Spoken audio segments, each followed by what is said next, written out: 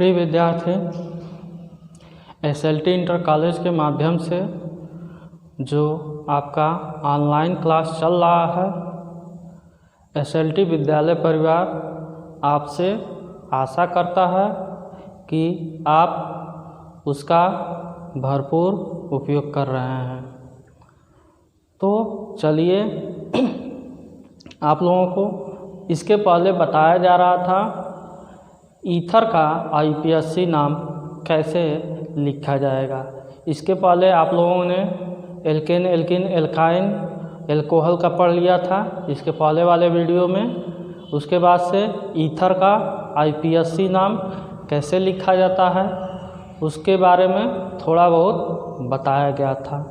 अब उसी के क्रम में एक आध दो उदाहरण छोड़ा गया था ताकि नेक्स्ट वीडियो में यानी आपका वीडियो ज़्यादा लंबा ना हो, इसलिए अगले वीडियो में बताने के लिए कहा गया था। तो चलिए फिर उसी को स्टार्ट करते हैं। ईथर का IPSC नाम कैसे लिखा जाता है उसको। तो आपका विषय है आज का ईथर का IUPAC नाम।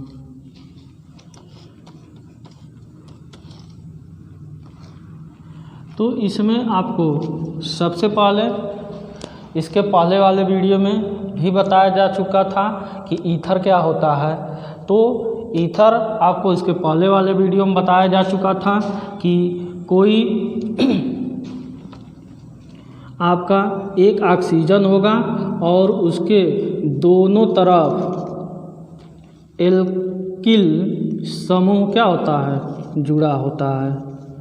यदि इस प्रकार की संरचना आपका प्राप्त होता है, यानी कोई कार्बनिक यौगिक इस प्रकार की संरचना में हो, तो वह आपका क्या होता है, ईथर होता है। यानी एक ऑक्सीजन बीच में जुड़ा रहेगा और एकल बंध के माध्यम से दोनों ओर एल्किल समूह जुड़ा रहेगा। या तो भिन्न हो सकता है या समान हो सकता है। इसके पहले भी आपको बताया जा चुका है। तो चलिए इसका IPSC नाम कैसे लिखा जाता है उसको जानते हैं। तो अब तो आपको आशा करते हैं याद हो गया होगा कि IPSC का जो साधारण सा सूत्र होता है वह क्या होता है। चलिए एक बार और हम बता देते हैं। IUPAC का जो साधारण सूत्र होता है, सबसे पहले पूर्व लग्न लिखते हैं, पूर्व लग्न। उसके बाद से शब्द मूल आता है। उसके बाद से प्राथमिक अनुलग्न, प्राथमिक अनुलग्न। उसके बाद से आपका द्वितीयक अनुलग्न लिखा जाता है। यह आपका IPSC का साधारण सा सूत्र हुआ। अब एक ईथर का उदाहरण लेते हैं। जैसे आपका एक ईथर का उदाहरण हमने यह लिया।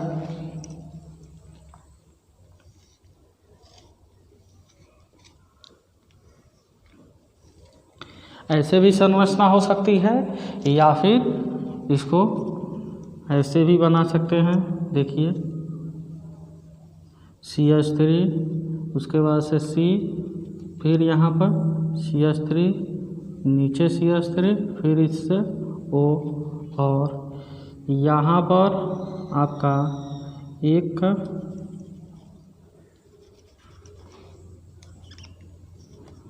CH3 जुड़ा हो, यहाँ पर एक CH3 जोड़ दीजिए। तो देखिए यहाँ इस संरचना में आपको दिख रहा है क्या, एक यह पूरा का पूरा एक एल्किल समूह और यह एक एल्किल समूह। एक बीच में ऑक्सीजन एकल बंध के माध्यम से दोनों ओर उसके एल्किल समूह, यानी एक प्रकार का यह ईथर है। अब इस ईथर का नाम कैसे हम लिखेंगे, तो आपको इसके पहले में अब इसमें आपको यहाँ पर यह देखना है कि आप इसमें किसको पूर्व लग्न में लेंगे और किसको उसके अलावा लेंगे। तो अब देखिए, इसको पूर्व लग्न में लिया जाए कि इसको पूर्व लग्न में लिया जाए, कन्फ्यूजन में है।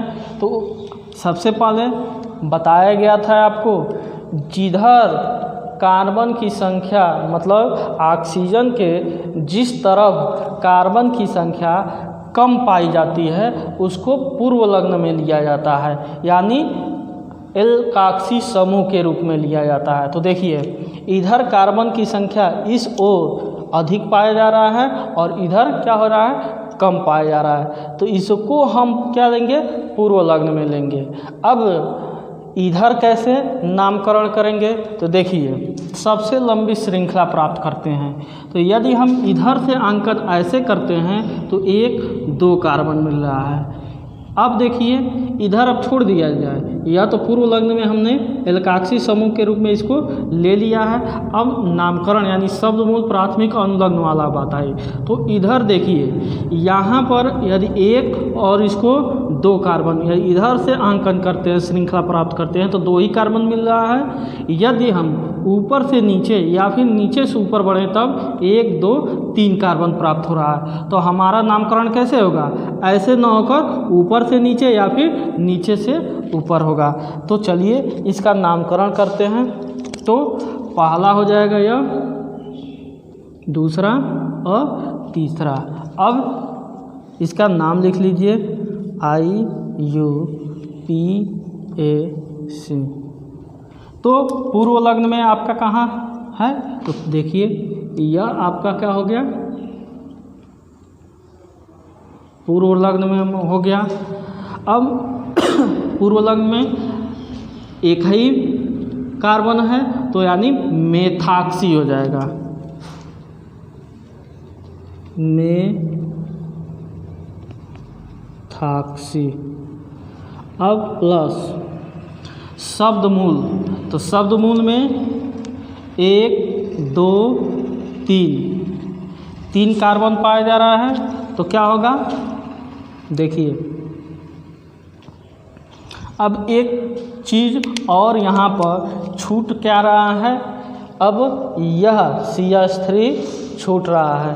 तो CH3 जो होगा आपका, यह अभी किस में आएगा, पूर्व लग्न में ही आएगा। तो यहाँ पर क्या हो जाएगा, मेथिल है ना, मेथिल प्लस अब जाके शब्द मूल, तो 1 2 3, तो मेथ एथ प्रोप,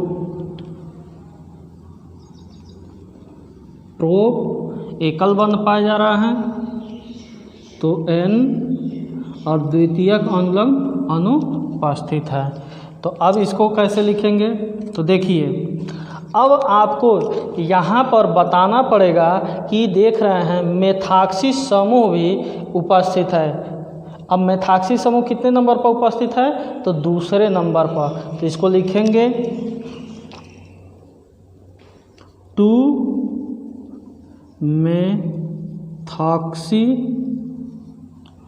मेथाक्सी। अब देखिए यहाँ पर, अब यह मेथिल भी समूह है ना, तो मेथिल समूह कितने नंबर पर है, तो दूसरे नंबर पर। तो 2 मेथिल और प्रोपेन,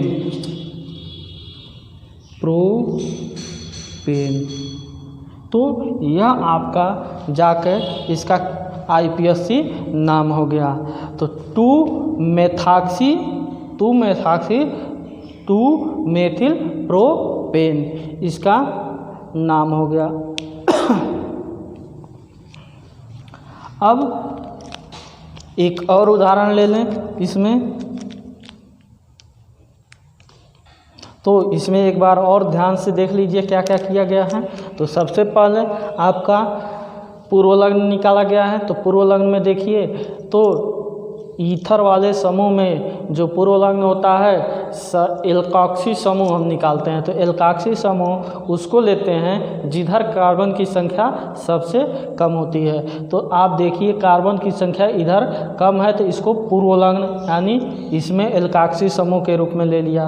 अब बाकी को हम आंकन करें तो बाकी को आंकन करते समय हम क्या ध्यान देते हैं, सबसे लंबी श्रृंखला लेते हैं। तो सबसे लंबी श्रृंखला देखिए आपका क्या प्राप्त हो रहा है, तो इधर से अगर लेते हैं तो 1 2 ही कार्बन मिल रहा है, अगर इधर से लेते हैं तो 1 2 3 कार्बन प्राप्त हो रहा है। तो यानी हम ऊपर से नीचे या फिर नीचे से ऊपर प्राप्त कर सकते हैं। तो अब इसमें आप